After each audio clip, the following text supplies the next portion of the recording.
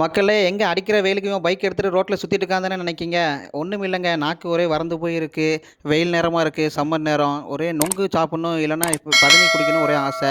வீட்டில் கேட்டோன்னே ஒய்ஃபு சொன்னாப்புல, என்னங்க நீங்கள் பேசாமல் நொங்கு வாங்கிட்டு வாங்கன்னு. அதான் நான் திருநெல்வேலி பேட்டையில் ஒரே க்ரௌடாக இருந்துச்சு. அது எங்கே பார்த்தீங்கன்னா, ஆஸ்வே ஸ்டாப் பக்கத்தில். என்னடான்னு சொல்லி பார்த்தா நொங்க வெட்டிட்டு இருந்தார். அவர் வெட்டுற ஸ்டைலை பாருங்கள். ஒரு இதில் வந்து 3 சொலை இருக்குது ஒரு இதில். அப்படி அவர் நொங்கு எடுத்துறது ஸ்டைலு, அந்த வாழை இலை மாரி அந்த இதில் வச்சு தராரு பாருங்க, கையில் அப்படியே கொடுத்துருக்காரு. நமக்கு அப்படியே தனியாக அண்ணன் நமக்கு ஒரு 20 நொங்கு கொடுங்க அப்படின்னு சொல்லி தனியாக வாங்கிட்டு, அதை அப்படியே வீட்டில் கொண்டு போய் ஒய்ஃப்ட்டையும் அண்ணன் ஒய்ஃப்ட்டையும் கொடுத்தேன்.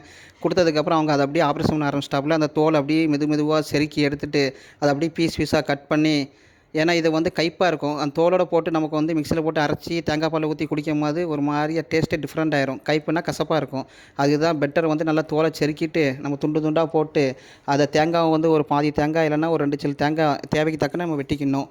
சரிங்களா? பார்த்தீங்களா எப்படி நொங்கு எப்படி வைக்கணும்? மிக்ஸியில் போட்டு அரைன்னு அரைச்சாச்சு இவனை அப்படியே அரைச்சி ஒரு பவுல் எடுத்து அதில் போட்டு தனியாக தூக்கி வச்சிட்டோம். அப்படியே ஐஸ் க்யூப்பையும் வந்து ஃப்ரிட்ஜில் பார்த்தா கொஞ்சம் ரெடி ஆகிட்டு இருக்குது. சரி, தேங்காய் நான் சொல்லியிருந்தாலும் ஆல்ரெடி வெட்டி வச்சுருக்கேன். அந்த தேங்காயும் எடுத்தாச்சு. தேவையான அளவுக்கு சீனி எடுத்துக்கிட்டோம். உங்களுக்கு எவ்வளோ தேவையோ அவ்வளோ சீனி எடுத்துக்கிடுங்க. இப்போ தான் நம்ம சேனலை பார்க்கிங்கன்னா மறக்காமல் அம்மா சமையல் இன் ஆசிக்காவை சப்ஸ்கிரைப் பண்ணுங்கள். உங்கள் ஃப்ரெண்ட்ஸுக்கெலாம் ஷேர் பண்ணுங்கள், சப்போர்ட் பண்ணுங்கள். சரிங்களா?